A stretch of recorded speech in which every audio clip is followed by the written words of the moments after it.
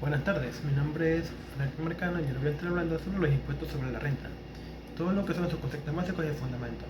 Con respecto a los conceptos básicos, nos podemos encontrar que justamente los impuestos son tributos que se graban o se aplican justamente sobre los ingresos obtenidos por las personas naturales y jurídicas. Esto justamente se usa un poco para redistribuir la riqueza y solventar todo lo que son los gastos por los servicios públicos. Esto puede ser proporcional. Esto quiere decir que con respecto al tiempo puede ir aumentando o disminuyendo, o puede mantenerse en una tasa o en un valor fijo. Después nos encontramos teorías sobre el impuesto a la renta. Voy a nombrar dos, que es por ejemplo la teoría de beneficios. La teoría de beneficios nos dice que aquellas personas que reciben un mayor beneficio por parte de un servicio público están obligadas justamente a contribuir más con este. Y después nos encontramos con lo que es la teoría de la capacidad de pago. Esto tiene que ver un poco justamente con el poder adquisitivo de cada persona, y nos dicta que aquellas personas que reciben más ingresos, tienen más dinero, están justamente obligadas a pagar más. Es por eso que es un poco como la redistribución de la riqueza. Esto puede ser mejor o peor dependiendo del país, porque hay países que justamente lo usan para limitar la capacidad de crecimiento justamente de sus residentes. Puedo hacer un ejemplo rápido que por ejemplo nos dice que en España, con respecto a los autónomos, tienen muchos impuestos por varios lugares, no me acuerdo exactamente ahorita cuáles, pero por ejemplo, para tú poder hacer un autónomo, obviamente tú tienes que pagar ciertos impuestos con respecto a tu negocio. Y el valor que se le asigna a cada capacidad adquisitiva está un poco desbalanceado, porque si tú por ejemplo ganas 300, te cobran 100, 150, 200 a veces, es más del 50% de lo que tú estás ganando. Y por ejemplo, una persona que cuesta 1400, 1500, 3000 o más, entonces se le cobra como 500, 300, 800. O sea, prácticamente se puede decir que es un disparate, porque el país lo que quiere es limitar la capacidad de los autónomos. Entonces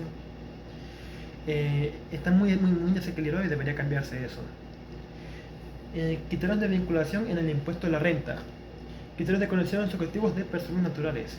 ¿Cuáles son aquellos criterios lo que nos encontramos sujetos? Y esto prácticamente nos dicta que, por ejemplo, tiene que ver un poco con el lugar en el que tú estás viviendo, tu ubicación, dónde está tu domicilio. Y justamente si tú cumples todo esto, tienes que pagar los impuestos dentro de dicho país. Y si tú, por ejemplo, eres originario de ese país, estás más que obligado. Eso está en la ley. Criterios de conexión subjetivos de personas jurídicas. Esto es un poco diferente, ya que si tú, por ejemplo, este, tiene que ver un poco con dónde se encuentra tu sede principal administrativa. Y ahí es donde se pagaría dichos impuestos. Después nos encontramos con los criterios de conexión objetiva, que prácticamente es una ley que dice que todo el país tiene derecho a cobrar por los ingresos generados dentro de dicho país. Entonces, prácticamente si tú tienes diversas sedes, diversas zonas en las que tu negocio está muy expandido, tienes que pagar justamente dentro de dicho país los impuestos, independientemente de dónde esté la sede principal. Tributación de los objetos domiciliados y no domiciliados. Eso tiene que ver con en donde vive una persona. Por ejemplo, si tú tienes un domicilio en un país, al país prácticamente no le importa dónde tengas tu fuente de ingresos. El impuesto te lo va a aplicar sobre todos tus ingresos. En cambio, si tú no eres domiciliado en ese país, prácticamente solo te va a pedir los ingresos que tú generas dentro de dicho país.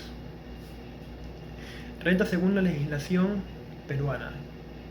Condicionamiento de domiciliado.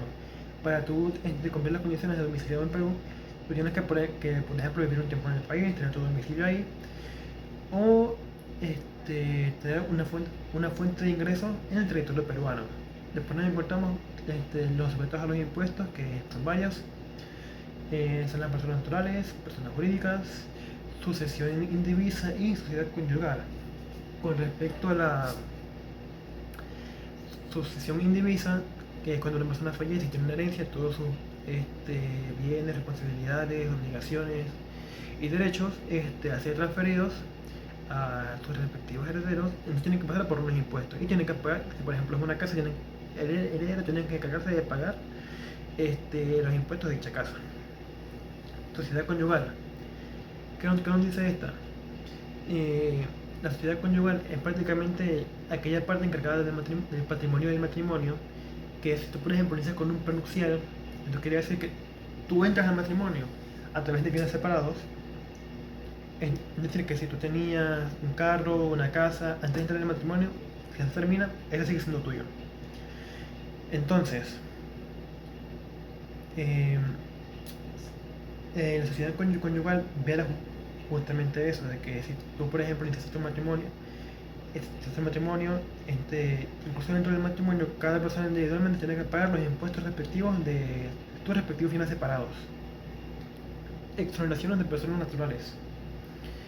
Estas son justamente una serie de, por así decirlo, personas que tienen, si cumplen con ciertos requerimientos, pueden ser exoneradas. Esto puede ocurrir justamente porque, por ejemplo, a un país le puede beneficiar el movimiento en un sector, las acciones en un lugar, las actividades en un lugar. Entonces, tiene que ver también mucho con lo que son, por ejemplo, movimientos extranjeros, de que al país le conviene que ocurra justamente el movimiento dentro de dicho sector. Entonces, lo deja libre de impuestos al menos por un tiempo, depende de lo que le convenga al país. Y también nos encontramos por parte de los subsidios, que menciona de que aquellas personas que se encuentran con una incapacidad, unas mujeres embarazadas o en periodo de lactancia.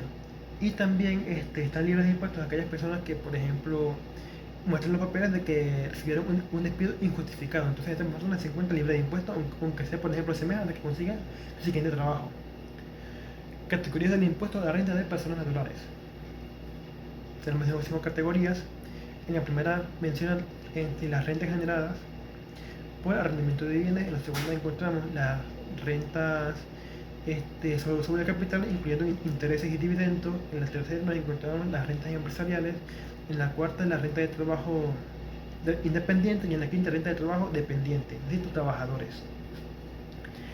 Renta de primera categoría, nos encontramos con varias secciones y nos dice que, por ejemplo, la renta bruta de primera categoría es la siguiente, que es aquella renta que se aplica sobre todo el capital cuando no ha habido ningún gasto previo.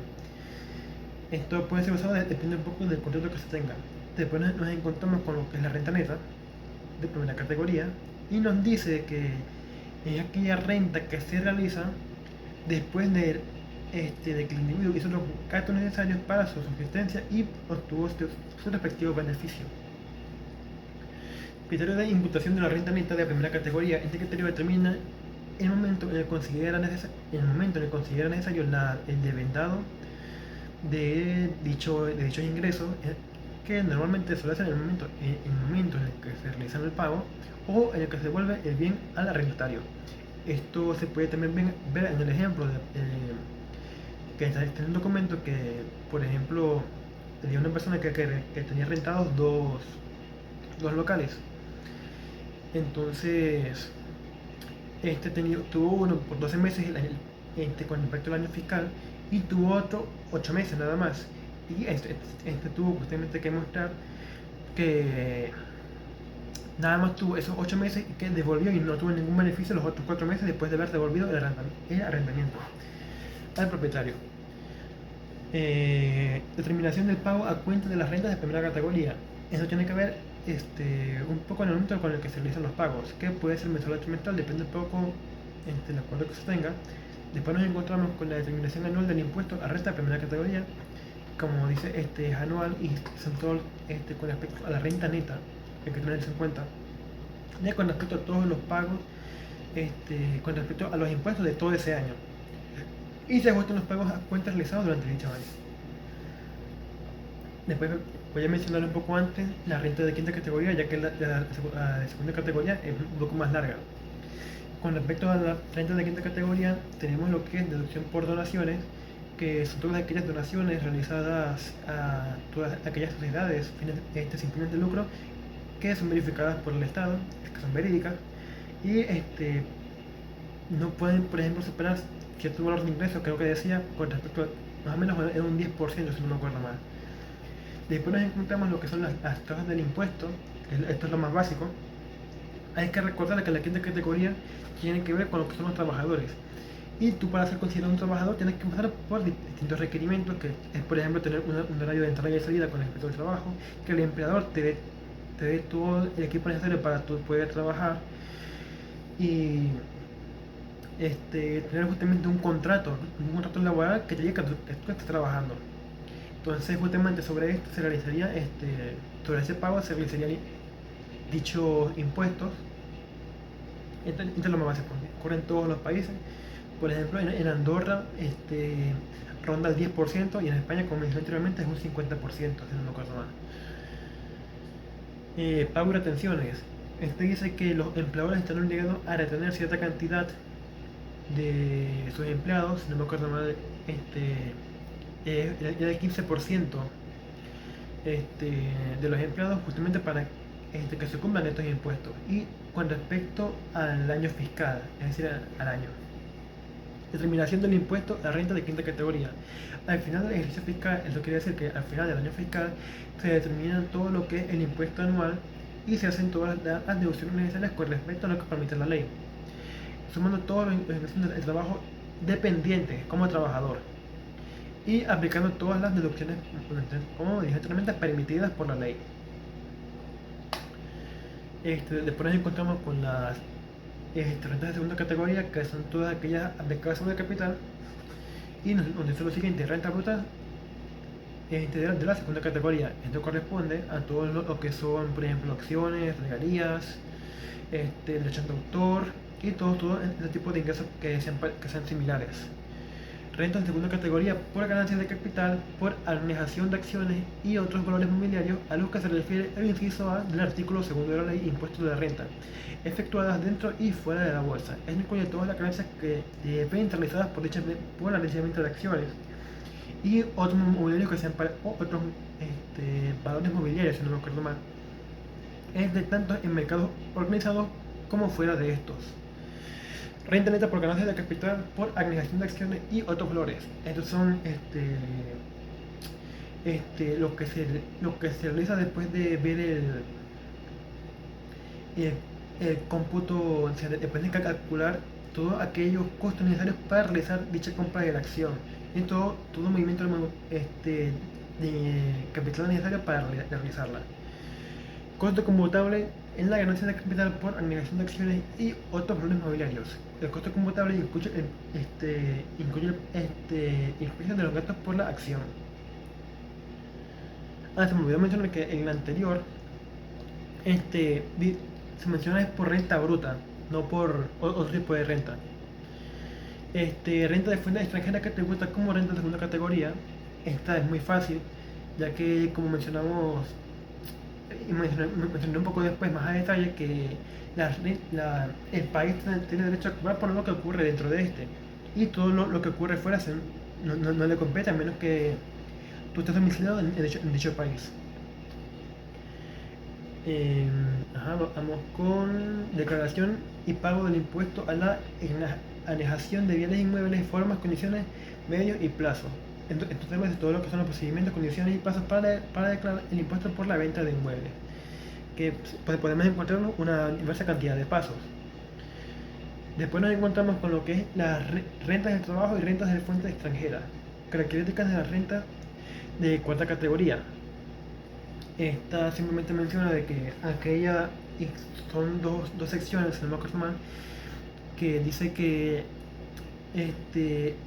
aquellos ingresos a los que el país tiene derecho a cobrar impuestos y a los que no. Y es que si tú, por ejemplo, tienes un trabajo normal, eres actor, dentro de dicho país, el país, aunque seas extranjero, se tiene derecho a cobrarte por el tú ofrecer dicho servicio.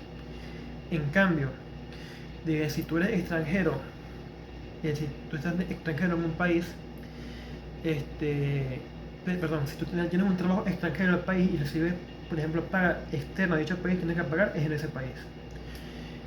Eso es todo, gracias.